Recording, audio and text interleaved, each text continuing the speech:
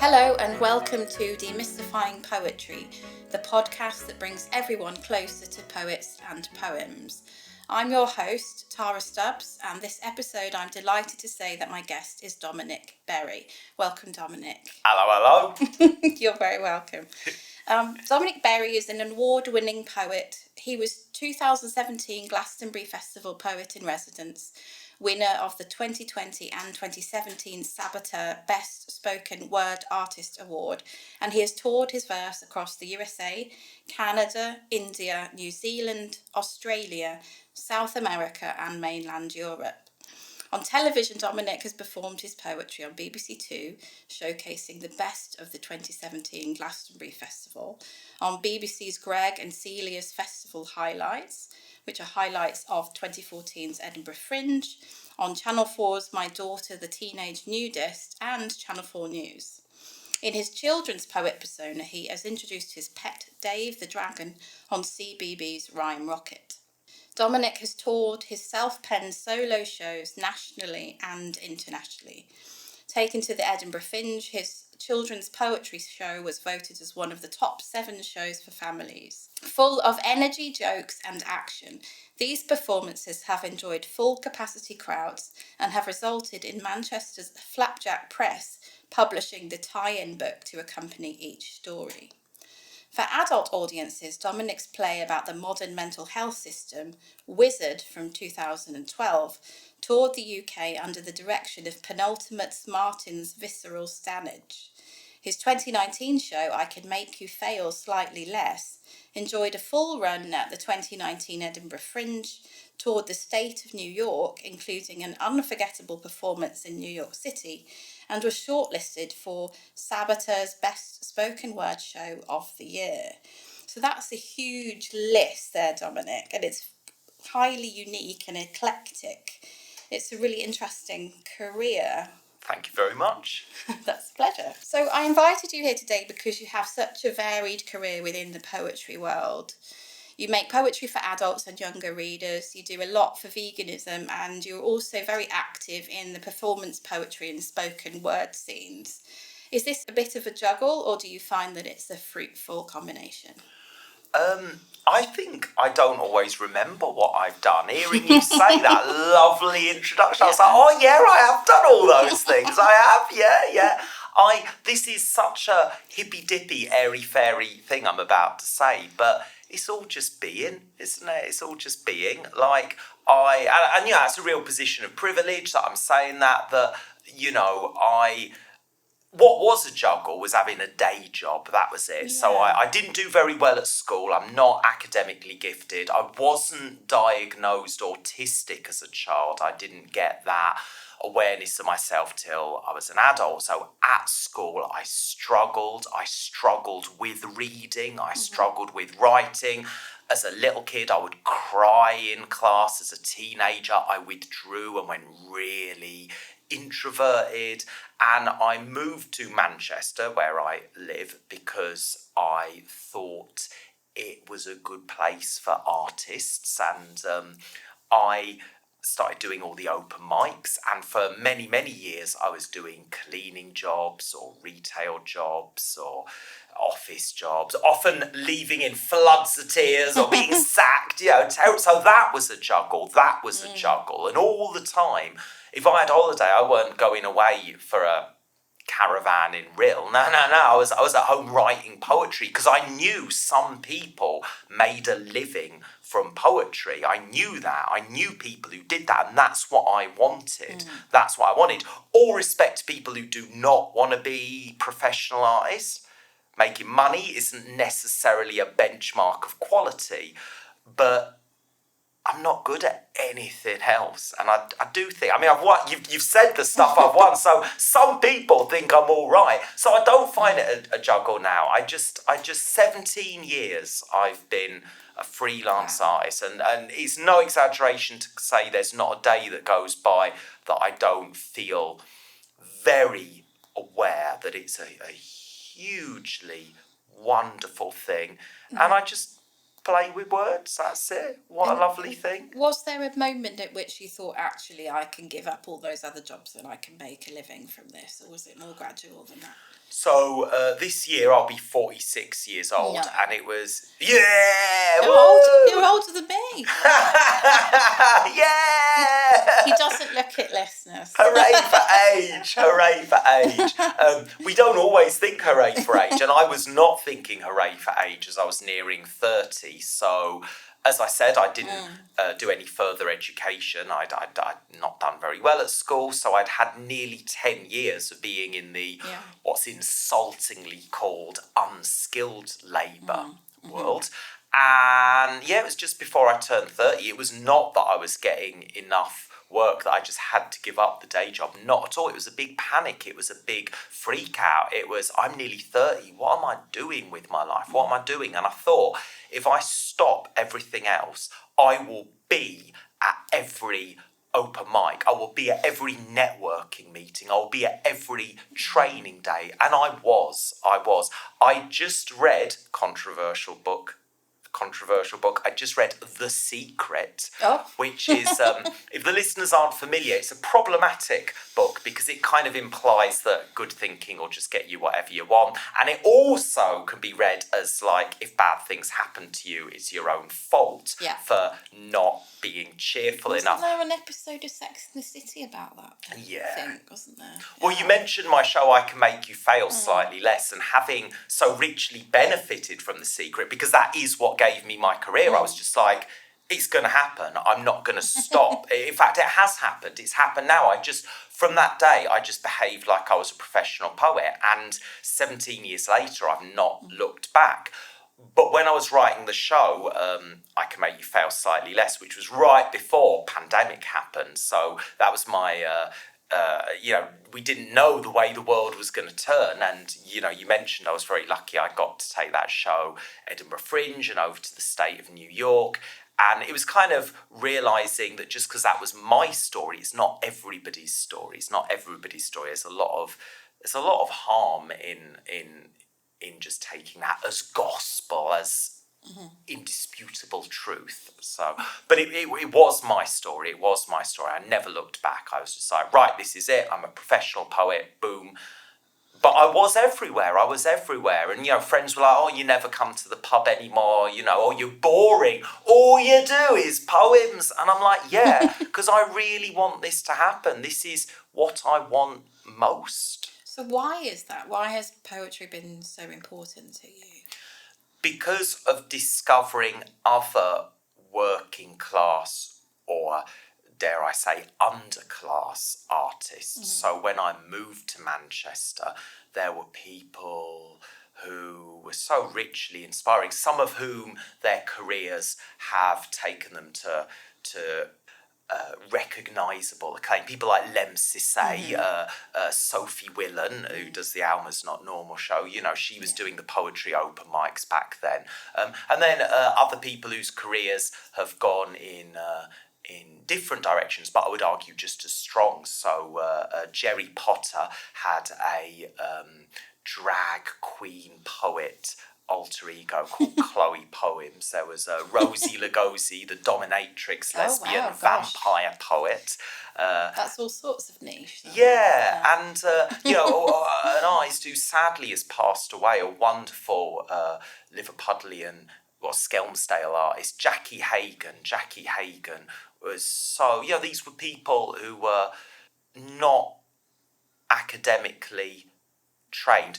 Nothing against being academically trained. That's fantastic. That's one route through life.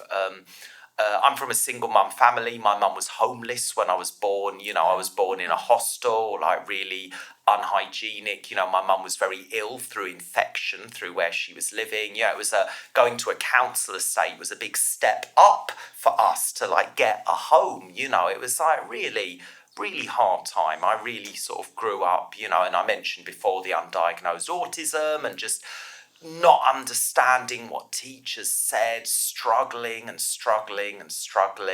And what made me want to be a poet was seeing other people with similar backstories to So it was nothing at school or anything like that? It was definitely Do you know what? afterwards? Do you know what? I've done this big thing. It was rubbish, everything. I did like poetry at school. I was actually quite good at poetry at school. Surprising. Yeah. So, And I was quite good at the traditional poetry. I was quite good at Shakespeare and Chaucer. There's a poet, Gillian Clark. We studied a lot of Gillian Clark. I loved poetry. We had a teacher in high school, Mr. Buckley, who had such a great passion for words. And I think because most of my school day was spent not getting it.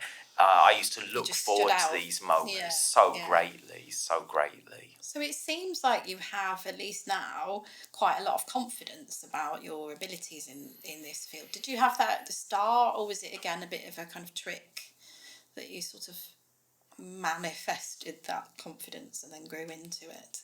My confidence has gone up and down over the years. I'm really glad that when I started doing open mics, there wasn't social media. Yeah. I did my first ever public recital of my own poetry at a poetry slam, a competition in which I got second place, and I became so big-headed. I was 18 years old. I was really full of myself, and I became very, very prolific, and I wrote a lot of stuff which, the two poems which did well in that slam, I still say them now, all these years later, from 1998. And have they changed, or they're more or less the same?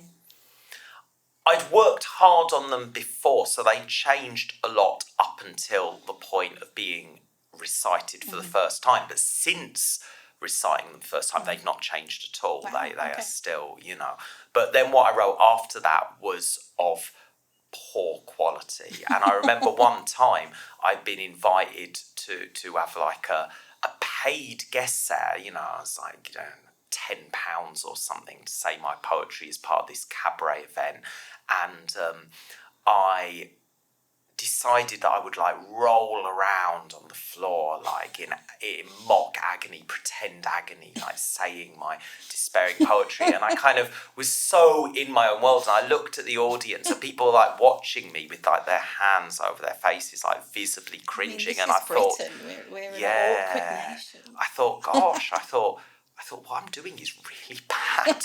No one likes what I'm doing, and that was an eye-opening moment. So it's gone up and down. My confidence. And when did you kind of move into the performance space? Were you always doing that? Was that always what poetry was for you, rather than something that was just written? Well, I hadn't made the connection at school that performance and poetry could be the same thing. I love drama, and I did used to be in the school plays, and but I wasn't necessarily a very good actor. If you say, pretend you're a 90-year-old Yorkshire woman who's grieving. That's quite a big ask. Yeah. But I think that if you call yourself an actor, you should be able to give that a go. There's a big difference between being an actor and presenting poetry. Stuff which is your own. Yeah. So, even in the poetry I do for children, sometimes there's different characters, but they're all just me, really. Sometimes one will talk like this, one will talk like this, and one will talk like this. And it's hair's breadth difference. So,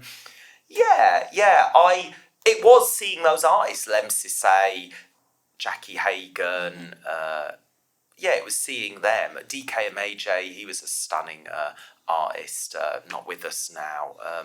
And where did you see them? Because this would have been... Was this, in YouTube, or was this in person? No, it's before YouTube. I was going to say it before that. Before. So I loved drama at school. I loved it. And Manchester, there was a lot of theatre on. So I went to see a play about an Irish transvestite. I remember the play very, very well, even though I was 18 watching it. And at the end, this actor, James Quinn, a really successful actor, he's was on Early Doors. He's a brilliant man and brilliant poet. He's done a lot on Radio 4.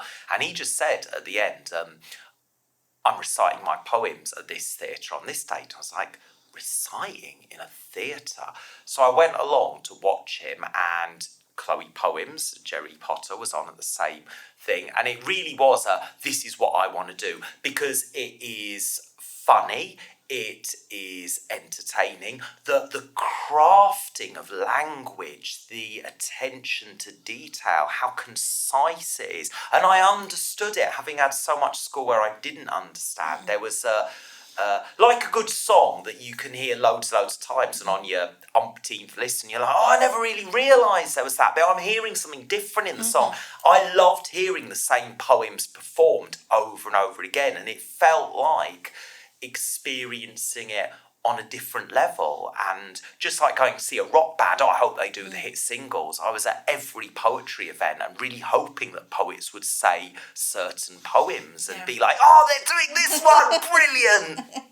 Isn't it strange, though, that you had to discover that poetry can be recited? Because obviously poetry actually comes out of the oral tradition, and in lots of cultures. I work a lot on Irish literature, and it's still there in Irish culture. You don't have to go out very far to find recitation, and lots of people will be doing it, not just poets. But I think in the UK it's very siloed off into certain groups, and it's not always the easiest to find. But I think schools don't help because they don't teach that element of poetry very often. It's come in and out of fashion. I think right now we're having a crisis because of budget cuts, and schools went from being able to fund school trips to not having that money but inviting poets in. So there was a time not that long ago where I really felt that a lot of young people were having a brilliant exposure. I mean, I remember I went to something that made me want to do English, and it was at the Birmingham Rep, and it was Benjamin Zephaniah and Simon Armitage, and I think it was Pam Ayres or someone like that. Three excellent names there. Very much now. That was a school's event, and it was like there were hundreds of us there. But Benjamin Zephaniah was very kind to me very early in my career. Benjamin Zephaniah said some nice words about me being a good poet, and my goodness, I still eat off out of that now. I quote that everywhere. And he was a brilliant performer, wasn't he? A brilliant performer, a brilliant activist, and a really kind person, because he had nothing to gain from that. It was just a pure act of supporting someone, me, who was starting off in the world of poetry, and, brilliant thing to do, brilliant. So do you think you might share some of your poems with us? Oh, I don't need asking twice. I'd love to. Are you ready? Yes. All right, here's one of my poems then. This poem goes like this. Maybe I'm strange, but I want to ask you whether I'm the only person who wishes more people cried together. I see such sadness in our world and often want to weep. I don't only mean lonely, subtle sniffles. I'm talking loud howls in a crowd, because sometimes my tears don't wait. They won't drop privately. They burst out publicly, embarrassing me, but I know I need to let my upset out, no doubt. And there shouldn't be shame if we don't aim to keep our feelings locked away. So this is my pitch for a crying cafe. Imagine somewhere we could all be audibly bawling, sharing our troubles, sharing a table, sat at a crying cafe. If you'd rather be smiling, okay, there are already plenty of other places we can do that. But if weeping's where you're currently at, let's make a date at a crying cafe. We could open one up today. Take me away to the crying cafe, a welcoming space for the wettest face, where we could embrace grief with grace. Oh, let's go for some bleary-eyed, snotty-nosed, tissue-soaking. I'm not joking, I'd sincerely love a place where we could sob safely, fairly trade sorrows over the flattest flat white. No sweetener needed, a cathartic cuppa with caring comrades. And no one is trying to correct us. It's not bad to be sad. Everyone accepts us. No one is saying, you're overreacting. There's just kind and mindful interacting. And we would not need loyalty cards, because here we could gain the greatest reward, being together, feeling together, healing together, weeping, and no one would ever have to hide. And we could leave with loving connection, feeling closer, having cried. Thank you so much. Did you want to share another one? Oh, endless ones, Yeah. endless ones. What should I say for my second poem? Let me have a look at our fine techie person. We've got a silent techie person here. How do we feel about swearing on the podcast? What can I F and Jeff? Is that allowed? I think so. Yeah, let's do it. In the context of the poem. Right, oh yeah, It's always. fine. Do you know what? I don't have many poems in which I swear, but in this one I swear loads. And it's one of my more recent ones. It's very much a poem about how I feel here and now. So this poem goes like this. This new year, my wish for everyone is the gift of fucking rage, and the change which can come from a gut full of sadness and anger with which to engage. I'm angry that we're not allowed to be ill. Good health can cost more than your wage. The gentle, polite voice is not being heard, and so I call for fucking rage. It's the only reasonable reaction to the millions of children in poverty. It's the only reasonable reaction to the hoarding of medicine and property. It's the only reasonable reaction to the smiling politicians' dishonesty. I wish us the gift of fucking rage and the skill to wield it properly. The people who profit from positive thinking will say they can sell peace of mind. They might help the CEO. Estate kids and homeless are left far behind. They say to work hard until you feel numb, take a beige place in the grind. I believe in the storms stewed by suffragettes. Our anger can make us be kind. Our anger can fuel us to fight the unfair, to care about sickness and thrift. With doctors and safe homes so far out of reach, how can people narrow the rift? Not positive thinking, I say fucking rage could unite us to fight for a shift. A huge fucking rage to drive us together is my wish for our new year gift. Wow, thank you so much. So powerful. Could you maybe say, if you know, why you chose those two today and what you think they show about the facets of your poetic work in yourself? I chose them because I think they're my best ones. Fair enough. Crying Cafe went through many different drafts. I first wrote it in a cafe when I was in a very cheerful place. I was like feeling really good. You know, I echo Kate Bush's words when Kate Bush says she thinks it is damaging to believe the artist must be suffering to produce worthy work. No.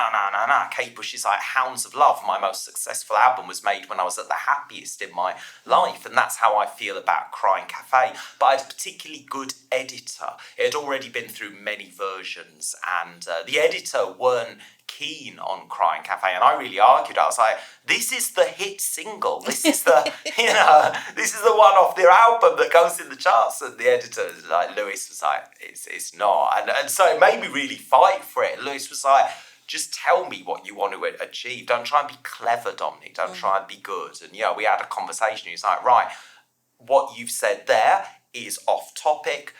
What you've said there isn't yet in the poem. You need, so it went through so many versions, as opposed to Gift of Fucking Rage, which that's pretty much the first draft actually. So that's like I've recently had I'm very very lucky. It's the best received book I've had. My greatest hits book, my selected poems book, which to have a collection of different work, dating back to when I was 18. Yeah. The two that I said in that slam are in that. 20, nearly 30 years. Yeah. I mean, there's one poem that even predates them. There's one poem Well, you've from definitely like school. made it if you've got a selected poem. It's well good, isn't it? It's well good. But the editor, a different editor of that, was saying very clearly, I don't have the capacity to put any new poetry in. This is just a compilation. And I wrote The Gift of Fucking Rage, and I really believed in it. I showed it to the previous editor, the Crying Cafe editor, who was like, that's a terrible poem, Dominic. I really dislike it. I thought, well, that's interesting, isn't it? There is a objective and subjective quality to editors, and that editor who edited Crying Cafe, Lewis, was brilliant for that poem. And it didn't make me lose faith in The Gift of Fucking Rage. I thought, well, it's a different kind of poem. It's written in a different style. There's a different energy to it. It's not for him. That's okay. So I deliberately went to an open mic where I knew the current editor would be, and I performed it and got a big cheer and went up to him. I was like, can we have that one in the book? And he was like, yeah, all right then. Having expressly said no new stuff. Wheedled my way in. But it's quite interesting, isn't it? Because even in your work where you're dealing with things that are really difficult, there's something about your energy and your passion that makes it less despairing than it might be. Is that a good reading of your work? Is that something that you think about? Well, I'm very appreciative of that reading. That's certainly what I go for. I've spoken more than once about Jerry Potter, who did the Chloe Poems character, and Jerry gave me a lot of advice in the early years of my writing, and Jerry said that something that could be read as miserable or furious, there is an intellectual joy at craft that is engaging a different bit of the brain. So I really study meter. I really study the natural musicality of language. When I say study, I mean through trial and error. I mean through, I don't mean that I've been on any recognised course. I just mean that I try and I look back over some of my poems and I think, there's a synonym for that would have fitted that rhythm bit more. So I think that's what. So I do aim for what you said very, very much so, and I think that as a performance artist, I do think you have a responsibility for the space you create. I do think that.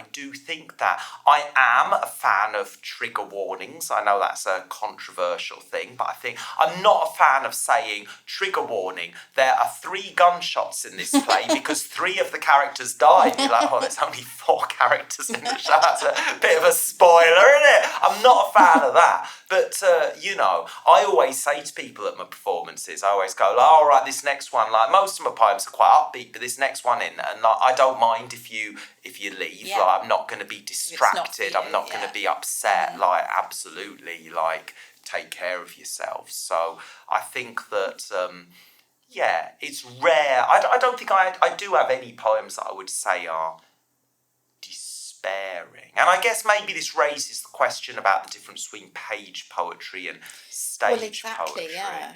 In my last proper book, but not a compilation, there's a very, very long bit of writing about insomnia, and that's pretty despairing, and it kind of goes into sort of like hallucinatory states of imagining what's real, what isn't, and it's I don't think I've ever recited that, and if I did, I would think carefully about how I introduced it. I often say I sound hippy-dippy, airy-fairy, but I do. I believe in taking responsibility for the space you create. There are so many people on our planet who don't get listened to, they get ignored, and if you have the privilege of being listened to when so many people are ignored, the least you can do is take responsibility for the space. And not take it for granted. Yeah, so I'm a big believer in that. And So it seems to me as if you feel as if poetry can do things, it can affect change, because you're talking about rage, you're talking about mental health, you've got a hat on that says vegan tribe. Whee! So is that something that's quite important to you? Because there's, I'm sure you know that within the history of poetry, there's been like endless debate about whether poetry is actually slightly ineffectual and kind of, as you say, like airy-fairy, or whether it actually has an important role to play in society. I mean, what do you think about that? I think it has an important role to play in society. When I first went over to the USA and saw the influence of stuff like button poetry and What's button poetry? a particularly immediate form of quite prosaic poetry that's sort of very popular on like the east coast of the US, and the New Eurekan Poetry Cafe. Yeah, people queue round the block on the weekend to go and sit and listen to poetry. I think that there is something valid and wonderful in hearing views that you already agree with. I think that's excellent. I think that we can all be battered by all the challenges in the world. So I do a lot of vegan festivals, so I know that there'll be vegans who just like a bit of a shock. Heckled. Yeah. But I recite the vegan poetry often and then get into big conversations. People approaching me, people are, oh, well, I could never give up cheese. Oh, well, don't you think this? Don't you think that? And when people say to me, I've gone vegan because of you, Dominic, that's a brilliant thing. That's really great. So yeah, I do think that poetry, I've gone on protests as a result of poetry. I think that I think there's a lot of discussion about how on the nose poetry should be, how and of the moment. So that's why I chose the poems. I said Crying Cafe does have a lot of internal rhymes, but it's a little bit more free-flowy, whereas one of the reasons with The Gift of Fucking Rage I went for rhyming quatrains and a very structured thing is because I wanted... Crying Cafe is a little bit more... arguably imaginative and a bit more sort of imagery-led, whereas Fucking Rage... Sort of proposition, I suppose. Yeah, and an odd thought, odd thought. But a good thought. Yeah, odd is a good word, yeah. Whereas Fucking Rage, the reason I wanted that structure is because it's so on the nose. It's even more on the nose. I mean, all of my poems are fairly on the nose, but I don't think that's a dirty phrase, on the nose. I don't think it's a bad thing to be on the nose. I know there's a lot of... I'm not saying that's the only valid form of writing, but I don't think there's anything wrong with having a political standpoint. I don't think that your poems have to be so open to interpretation. There's a place for poems like that. There's a place for poems that are non-linear or more imagery ambiguous. Ambiguous. That's wonderful. I write fewer of those poems because I do believe in that art for social change. So does it mean therefore that you end up essentially performing for communities that you know will be receptive? Have you ever had examples of going to completely new spaces and having difficulties performing there? Because I know that sometimes the poetry world can be a bit of an echo chamber. It can, and as I said, that's not necessarily a bad thing, shot in the arm. So I'll give you two examples, one of where I think something went really well and one where I don't think it went well. Like the vegan poetry, so that's an example of it not being an echo chamber, of me going, I've been employed for, the rural touring schemes where you go in farming communities and I'm like banging on about, climate change. Won't go down well, but it can, so it can do, even though you're challenging, because a bit like you said about, well, is it less despairing because of the craft? I think that, that there's a big thing, like Jerry Potter often said poetry that politically I didn't agree with, but I liked that it challenged me. I liked that it challenged me, and maybe I ended up meeting the opinion halfway because it was so well crafted. It was so carefully crafted. So that's a type of respect as well. Yeah, it right? is. Yeah. But an example where I don't think it's gone down well is I had a Cheshire booking, so kind of quite an affluent area, and I presumptuously performed The Gift of Fucking Rage, thinking, oh, this is my hit single, and I hadn't given it any introduction, and I could feel that it had bombed. I could feel that and I was doing quite a long setup, and I kind of opened with that, and I thought, I've just alienated everyone, and I got people back on side, and by the end, I'd won them over. But I believe in what Stephen King says about writing, that if you try and be horrible and you just turn everyone off, oh, that's disgusting, and people have stopped listening, then you have failed. Yeah, you have failed. Yeah. So I failed. I objectively failed with that particular recital of The Gift of Fucking Rage, because I misread my audience, and my goal is to make a connection, like Jerry Potter made a connection. So Jerry Potter is very anti-monogamy. I am a gay man. I personally have always sought monogamous relationships. I'm really interested in hearing Jerry Potter talk about the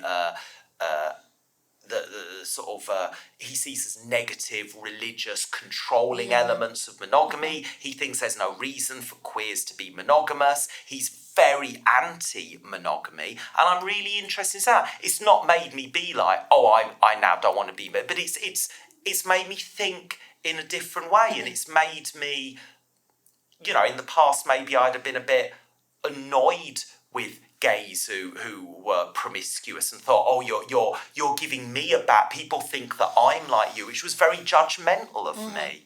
So there's an example of poetry changing my view, because what is poetry is an idea well expressed. That's what you're trying to do, isn't it? Express it well, use the best words. And so I changed how I am and became a more understanding person. That's so interesting. I keep thinking about something that I read, I think, on your website when you quoted Björk saying, it takes courage to enjoy it.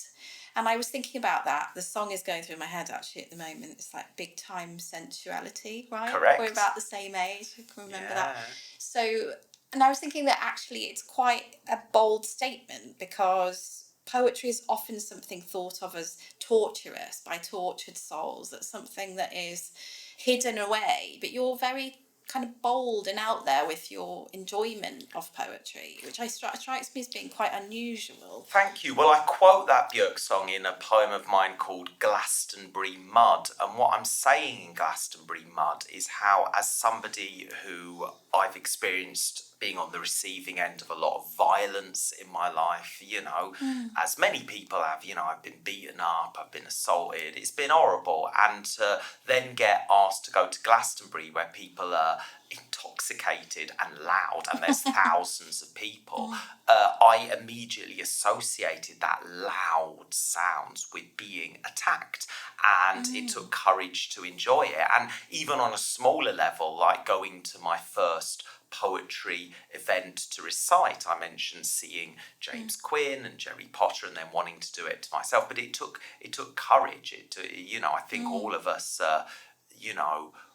there's a wonderful poet called Matt Panish who said, in a jokey way, he was like, oh, I say all these controversial poems where I'm deliberately being antagonistic, and then I'm really upset if people don't like me. And he was saying that in a jocular way, but it takes courage to enjoy it. It does take courage to stand up but the rewards can be so rich. But is it also that sometimes, particularly in Britain, we're embarrassed to say how much we enjoy things as well, how much pleasure we take from things? And I wonder whether, because it's kind of tied up for you in this question of privilege, and you've come from such a different background, that there might be a need somehow to sort of discuss the fact that you enjoy this work, that you have found your calling, as it were. Yeah. As a kid, I never went overseas. We didn't have the money. We never went on holidays. And when I first said my poems in Canada and in the USA, people are so vocal there. People are like, way, poetry. And I remember being really not looking forward to coming back to British audiences. But then my first booking was in Style Women's Prison. Wow. And so my first booking upon coming back from overseas, and indeed, like, the women there were like, way! And I do like that. I think that poetry events that have been going for a while can generate that energy and enthusiasm, and people who turn up brand new are a bit like, oh my goodness, what's going on here? Because they're not used to that. But it's one of the things I love about performed poetry, that it's so, it can be so against that idea of Britishness. And again, you know, I've said more than once about me being autistic and ADHD, full set.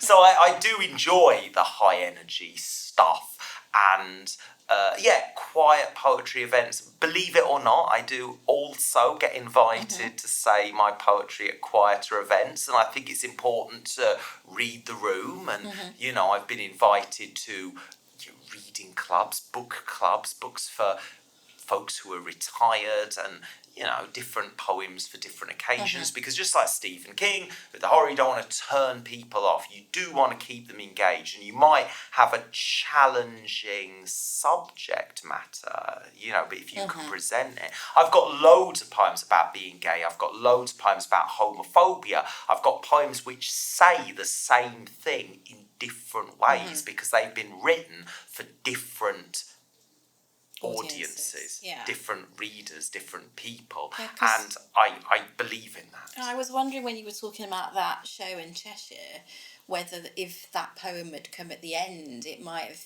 not bombed. Yeah, I agree. If you'd kind of earned their trust. Yeah. So it might not just be the poem, but the kind of timing or the context. Yeah, I absolutely agree. I mean, I had another booking in somewhere in Worcestershire not that long afterwards, and I spent ages crafting the introduction. As it turned out, the people at that particular booking were kind of the lefty sort of crowd, and maybe I didn't need it, but I'd really taken it to heart. Thought, I want to make a connection. I do. I don't want to, you know.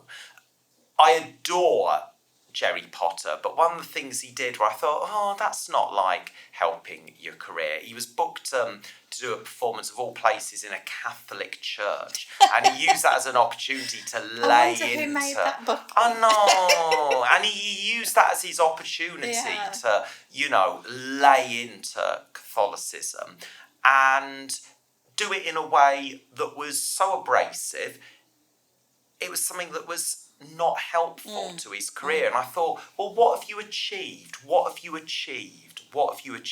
I'm a gay man, and I often talk to the people who booked me about what they subjectively are okay with me saying, especially if I'm with young people. I mean, I grew up in the Clause 28 days where, you know, it was illegal to promote homosexuality. That's the age in which, and you know, now... And in the shadow of the HIV/AIDS crisis as yes, well, yeah. So now you go to schools where there are, you know, LGBTQ displays on boards, where children who do come from big faith families, like, you know, Muslim families, you know, where perhaps they're not being exposed in a positive way to queer stuff at home, that is happening at schools. So I don't want to be presumptuous, so I kind of ask the people. I'm kind of like, you know, because younger Dominic would have been like, yeah, gay rights, vegan rights. But I think if it leads to me just not being booked again for that, then I've shot myself.